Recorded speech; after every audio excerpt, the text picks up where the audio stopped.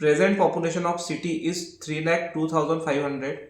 If the population increase by 10% every years, what will the population 2 years ago? म्हणजे आपण इथं सरळ सरळ पकडून घ्या, 2 years नंतरचा जो पॉप्युलेशन आहे आफ्टरवर्ड्स, तर तो आहे 3,02,500. रेट किती आहे याचा 10 आणि टाईम किती आहे 2 years. म्हणजे आपण याला जर अमाऊंट पकडलं तर आपल्याला प्रिन्सिपल काढावं लागेल.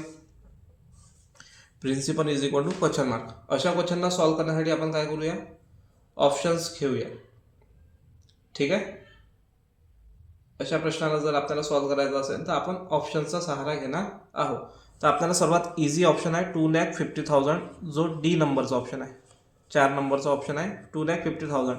याचे जर आपण 10 काढले तर हा 25,000 होऊन जाईल एका वर्षासाठी, बरोबर आहे. याचे जर आपण 10% काढतो म्हटलं तर 2,50,000चे एक झिरो कट होऊन जाईल, म्हणजे हा होऊन जाईल 25,000 एका वर्षाचं. याच्यात जर प्लस आणखी ॲड केले आपण 25,000 तर 50,000, म्हणजे 3 लाख रुपीज व्हायला पाहिजे, राईट.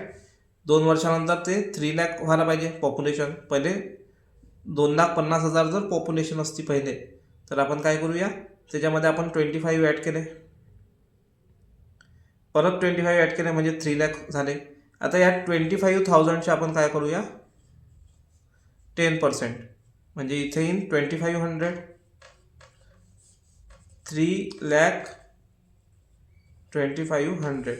हा आणि हा नंबर मॅच होत आहे का, होत आहे. म्हणून ऑप्शन नंबर कोणता आहे, 4 ऑप्शन या प्रश्नाचं उत्तर आहे.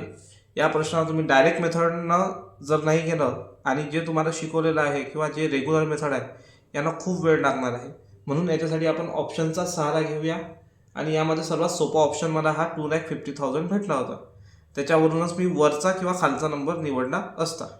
ठीक आहे.